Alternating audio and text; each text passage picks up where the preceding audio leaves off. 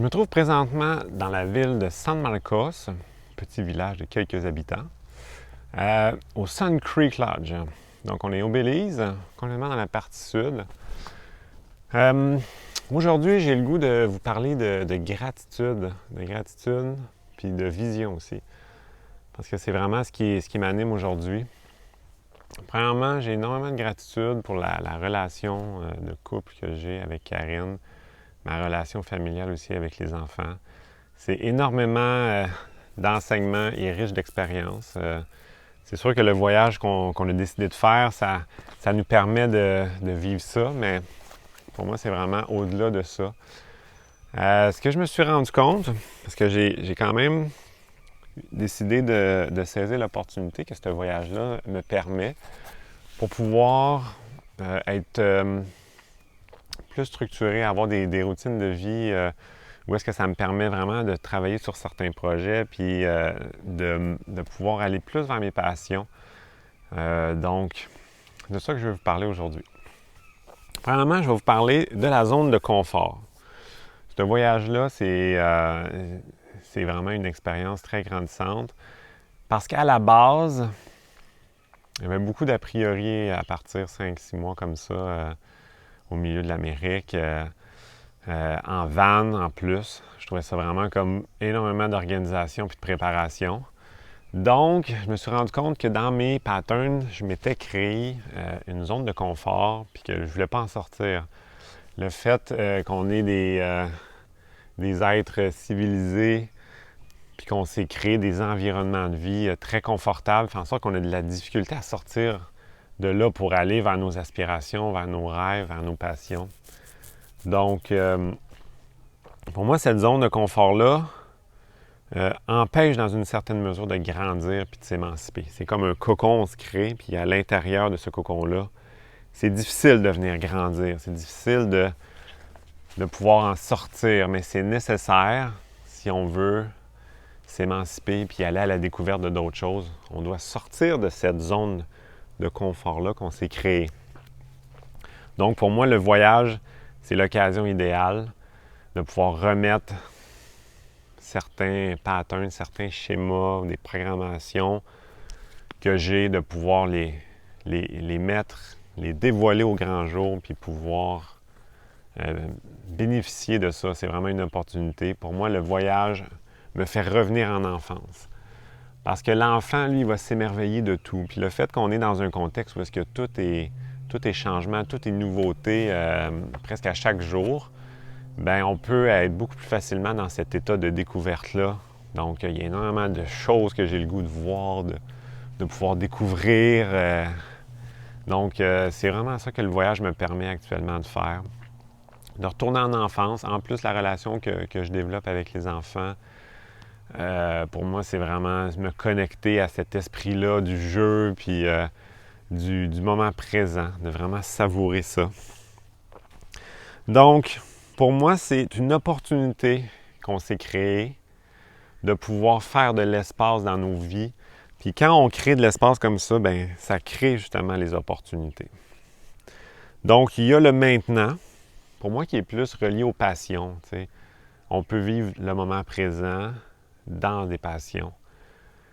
Évidemment, on veut le vivre à tous les jours, dans toutes les activités, mais pour moi, la passion nous ramène dans ici, maintenant, qu'est-ce que j'ai le goût de faire, qu'est-ce que je veux vivre. Donc, moi, j'ai beaucoup de passion, puis j'ai le goût de les ramener dans une activité ou dans un résultat artistique, dans une création. Donc, c'est ce que j'ai découvert avec la photo. Déjà, j'ai énormément d'intérêt pour la photo, mais là, j'avais le goût de prioriser ça puis de ramener ça à un autre niveau. Puis aussi la vidéo. Puis avec tout le montage vidéo, bien là, j'ai découvert que la musique, qui est évidemment une autre de mes passions, là, je pouvais tout mettre ça ensemble dans un contexte de voyage. Donc là, je rallie énormément de mes passions. Puis après ça, bien, le voyage m'a permis de créer de l'espace qui m'amène plus dans des pensées, dans des réflexions, dans des visions. Qu'est-ce que je veux pour le futur? Bien, vivre dans le futur, c'est une chose. Mais évidemment, ça peut nous écarter de ce qu'on est réellement en train de vivre. Ici, c'est un contexte de nature très dense. Là. On est vraiment proche de la jungle, de la forêt. Il y a énormément de plantes et j'adore ce genre d'endroit-là. C'est dans ce genre d'endroit-là aussi que je veux vivre puis que je veux m'épanouir. Donc, de pouvoir créer un espace comme ça. Ici, c'est des Allemands qui ont créé ce lieu-là, qui ont tout lâché dans leur pays, puis qu'ils ont acheté un bout de terrain ici, puis qui ont créé des petites cabines. Le propriétaire, lui, il est guide touristique aussi en plus. On voit souvent ça dans des endroits comme ça. Donc, ils ont créé un endroit où est-ce qu'ils vont recevoir des gens dans un restaurant, des petites habitations, des cabines en nature. C'est vraiment de toute beauté, selon une architecture très typique. Je vous montre. Ça vaut le détour. Donc, soit des petites habitations comme ceux-là. Des toitures faites en feuilles de palmier. Comme on peut le voir ici. Je l'ai vu à plusieurs endroits, ce genre d'architecture. Donc ici, on crée ces petites habitations-là pour pouvoir héberger les touristes. Parce que c'est un endroit là, très touristique. C'est comme une porte d'entrée ici, San Marcos, à partir du Guatemala. C'est comme une douane, mais qu'on doit prendre par bateau. Donc, quand je suis arrivé ici, je me suis levé ce matin. Waouh, je trouvais ça donc beau. Et moi, c'est ça que je veux créer sur mon terrain. C'est un endroit où est-ce que je peux recevoir des gens, mais pas nécessairement comme une installation touristique à l'année. C'est vraiment plus pour faire des formations, pour faire des immersions de plusieurs jours, une semaine, 2 semaines, où est-ce que les gens ils vont vraiment pouvoir créer leur lieu, leur espace de vie, qui rêvent, mais que ça prend beaucoup d'accompagnement pour le faire ou énormément de documentation. Moi, ça fait plusieurs années que j'œuvre en ce sens-là pour pouvoir accompagner les gens, puis nous-mêmes sur le terrain, bien, de pouvoir créer une habitation qui répond à nos besoins. Donc, ça m'a amené ça, vraiment, ce rêve-là de pouvoir créer un lieu de vie paradisiaque. Ici, c'est sûr que c'est à un niveau vraiment extrême. Là. Les arbres sont immenses. C'est comme des grandes fougères hautes comme des chênes, des érables. Donc, pour moi, ça fait vraiment vibrer énormément de choses d'être ici. Puis aussi, ce que je me suis rendu compte, hier, on était dans une réserve naturelle où est-ce qu'on a fait beaucoup de marches, puis on est allé se baigner à la rivière où est-ce qu'il y avait une grosse chute. Puis pour moi, c'est vraiment ça. Si on veut changer notre mode de vie, puis pouvoir être plus en harmonie avec la nature, notre environnement, la planète sur laquelle on vit, bien, on doit être en contact avec cette nature-là parce qu'on ne peut pas prendre soin de quelque chose qu'on ne connaît pas ou de quelqu'un avec qui on n'est pas en relation.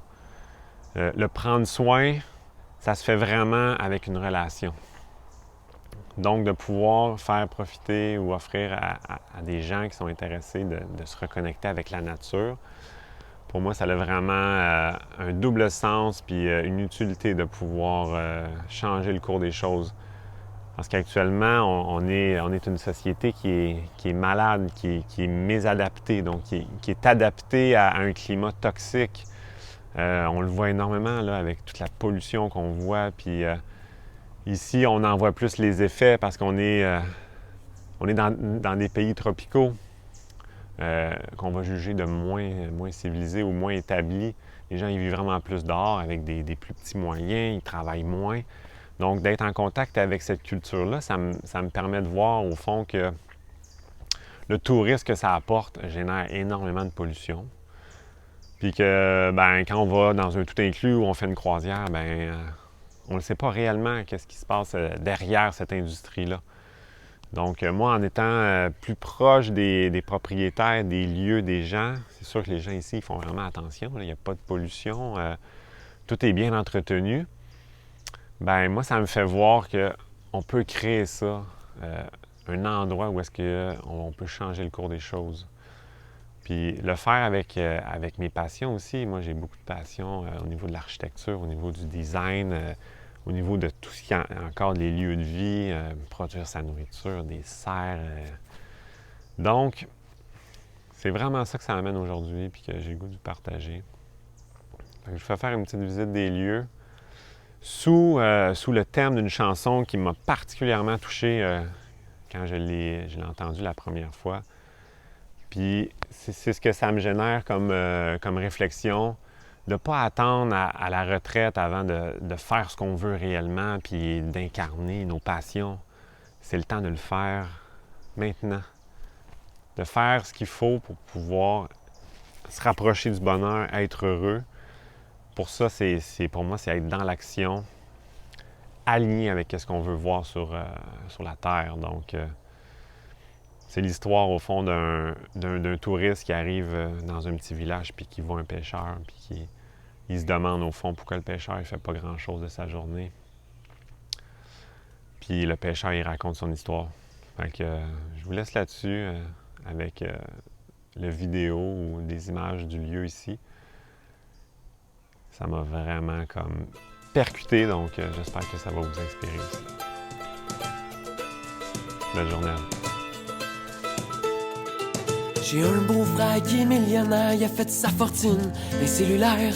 Le mois passé, il est parti en vacances, quelque part dans les îles, la délivrance. Il s'est trouvé un motel pas trop cher, quelque chose comme 2 fois mon salaire. Avec une vue sur l'Atlantique, non mais c'est beau avoir du fric. Tout était presque parfait, sauf un petit quelque chose qui l'intriguait. C'était tous les débuts d'après-midi, un homme dormait devant chez lui. Fait qu'une journée un peu curieux, il dit: excusez-moi monsieur, j'ai une question à vous poser, mais qu'est-ce que vous faites de vos journées? Le bonhomme d'à peu près 35 ans, Bazan, dit: je m'appelle Fernandier, bois ça, prends le temps de t'asseoir, je te dirai tout ce que tu veux savoir. Mon beau-frère, toujours pressé, hésitait à prendre le thé, mais il s'est dit qu'une histoire triste, ça lui rappellerait à quel point il était riche. Fait qu'il s'est assis sur sa mallette pour pas salir ses culottes en spandex. Puis là m'a conté son histoire, comme s'il le faisait tous les soirs. Ben le matin, je me lève vers 6 heures, puis je saute sur mon bateau de pêcheur. Je ramène une coupe de poisson pour ma femme puis mes 2 garçons. L'après-midi, je prends ça mollo, je fais une petite sieste sur le bord de l'eau. Je reviens chez nous, toujours à temps, voir le soleil sur l'océan.